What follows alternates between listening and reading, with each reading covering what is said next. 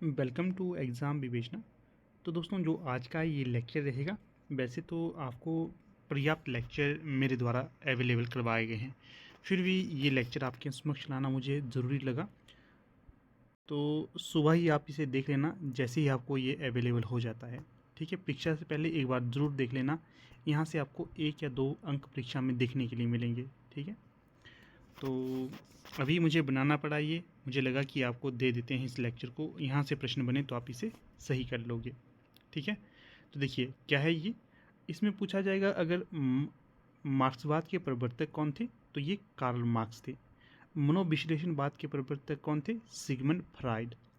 Soren Kierkegaard द्वारा प्रतिपादित था अस्तित्ववाद, या अस्तित्ववादी विचारों के प्रतिपादक थे सोरेन किरकेगार्ड। फ्रेडरिक नीत्शे एक अस्तित्ववादी दार्शनिक के रूप में रहे थे और इनका समय 1844 से लेकर 1900 ईस्वी रहा है। फ्रेडरिक नीत्शे भी एक अस्तित्ववादी थे, इसका भी ध्यान रखना है। फिर है शैली विज्ञान के प्रमुख विचारकों में डॉक्टर कृष्ण कुमार शर्मा का नाम लिया जा सकता है। इन्होंने शैली विज्ञान का सैद्धांतिक विवेचन प्रस्तुत किया। फिर है फर्डिनांड द सस्यूर को आधुनिक भाषा विज्ञान के जनक के रूप में जाना जाता है। शैली विज्ञान, भाषा विज्ञान एवं साहित्य शास्त्र दोनों की सहायता लेता हुआ भी दोनों से अलग स्वतंत्र विज्ञान है। शैली विज्ञान एक और भाषा शैली का अध्ययन साहित्य शास्त्र के सिद्धांतों के आधार पर करता है, जिसमें रस, अलंकार, वक्रोक्ति, ध्वनि, रीति, वृत्ति, प्रवृत्ति, शब्द शक्ति, गुण, दोष, बिंब, प्रतीक आदि आते हैं। ध्यान रखिएगा शैली विज्ञान में क्या क्या आता है। शैली विज्ञान में आते हैं आपके रस, अलंकार, वक्रोक्ति, ध्वनि, रीति, वृत्ति, प्रवृत्ति, शब्द शक्ति, गुण, दोष, बिंब, प्रतीक आदि।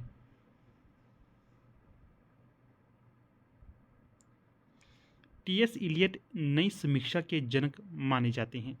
सन 1941 में प्रकाशित जॉन क्रो रैनसम की पुस्तक द न्यू क्रिटिसिज्म से यह नाम आलोचना के क्षेत्र में रूढ़ हो गया। नई समीक्षा में किसी रचना के ऐतिहासिक और सामाजिक पक्ष पर विचार करने को अनावश्यक माना गया है। प्लेटो काव्य को जीवन का अनुकरण मानते हैं। पूछा जा सकता है प्लेटो काव्य को क्या मानते हैं, जीवन का अनुकरण मानते हैं। उन्होंने इस क्रिया को मिमेसिस कहा है, जिसका अंग्रेजी अनुवाद इमिटेशन अर्थात अनुकरण होता है। ये भी ध्यान रखना है आपने। प्लेटो की स्पष्ट धारणा है कि काव्य सत्य से दूर होता है, क्योंकि वह कविता को अज्ञान से उत्पन्न मानता है। यह भी इम्पॉर्टेंट हो सकता है कि पूछा जाएगा परीक्षा में, कौन कविता को अज्ञान से उत्पन्न मानता है, तो ये प्लेटो है। इसलिए काव्य में सत्य का अनुकरण नहीं किया जा सकता। स्वीडन के प्रसिद्ध भाषाविद फर्दिनांड द सस्यूर इसके प्रवर्तक माने जाते हैं, जिन्हें हिंदी में सस्यूर नामा जाता है। पूछा जा सकता है संरचनावाद के प्रवर्तक कौन थे, तो ये आपके फर्दिनांड द सस्यूर थे। संरचनावादी तरीकों को विभिन्न क्षेत्रों जैसे नृविज्ञान, समाजशास्त्र, मनोविज्ञान, साहित्यिक आलोचना और यहाँ तक कि वास्तुकला में भी लागू किया गया है। ये भी ध्यान रखिए तथ्य। संरचनावाद के प्रमुख विचारक कौन थे? संरचनावाद के प्रमुख विचारक के तौर पर मनोविज्ञान को दर्शनशास्त्र से अलग करके क्रमबद्ध अध्ययन करने का श्रेय संरचनावाद को जाता है, जिसके प्रवर्तक विलियम वुंट, जिनका समय 1832 से लेकर 1920 तथा E.V. टिचनर, जिनका समय 1867 से लेकर 1927 तक का माना जाता है। ये दोनों विद्वान आपने याद रखने हैं। आगे क्या है, आगे है उत्तर संरचनावाद साहित्यिक सिद्धांत। रोलैंड बार्थेस 1915 से 1980 और जैक्स डेरिडा 1930 से लेकर 2004 प्रमुख उत्तर संरचनावादी सिद्धांतकार हैं, जिन्होंने उत्तर संरचनावादी सिद्धांत को साहित्यिक विश्लेषण में लाने में महत्वपूर्ण भूमिका निभाई है। जिन लेखकों के कार्य को उत्तर संरचनावादी के रूप में जाना जाता है, उनमें Roland Barthes, Jacques Derrida, Michel Foucault, Gilles Deleuze और जीन बॉर्डरीलाट शामिल हैं। इनके नाम थोड़े से पेचीदा हैं, आप आराम से इस वीडियो को पॉज कर देख सकते हो इन्हें।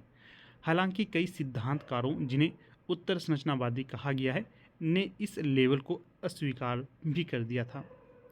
आगे है देरिदा की विखंडन की अवधारणा है। पूछा जाता है विखंडनवाद किसके द्वारा प्रतिपादित किया गया था, तो ये जॉक देरिदा के द्वारा प्रतिपादित किया गया था। उत्तर आधुनिकतावाद के जनक जॉक फ्रांकोस लियोटार हैं।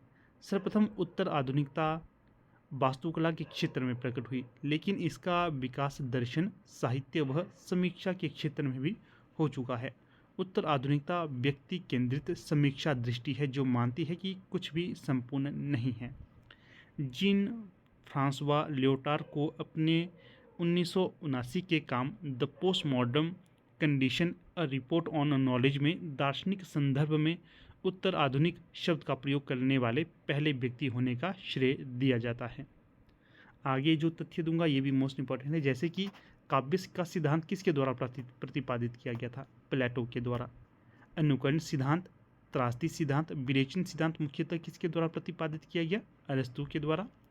औदात्य सिद्धांत किसके द्वारा प्रस्तुत किया गया, लोंजाइनस के द्वारा। काव्य भाषा का सिद्धांत किसके द्वारा प्रतिपादित किया गया, विलियम वर्ड्सवर्थ के द्वारा।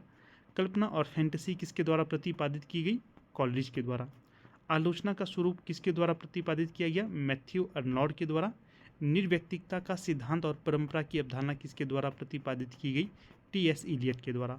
और मूल्य सिद्धांत किसके द्वारा दिया गया था, आई.ए. रिचर्ड्स के द्वारा। तो ये देखिए, ये था कुछ इस प्रकार से लेक्चर। ज़्यादा लंबा तो नहीं था ये लेक्चर, परंतु जितना भी था काफ़ी महत्वपूर्ण होगा ये। आप इसे एक रीडिंग में अवश्य देख लेना, मोस्ट इंपॉर्टेंट है। प्रश्न यहाँ से डायरेक्ट पूछा जाएगा आपको परीक्षा में, ठीक है। तो इसे आप जैसे देखिए, परीक्षा आपकी होगी, एक तो होगी 10 से 11, और उसके बाद जो 11 के पश्चात आपको समय मिलेगा उस समय आप इसे देख लेना। डायरेक्ट प्रश्न यहाँ से आपको परीक्षा में पूछे जाएंगे। मोस्ट इंपॉर्टेंट है ये लेक्चर आपके लिए, ठीक है। तो चलिए, धन्यवाद।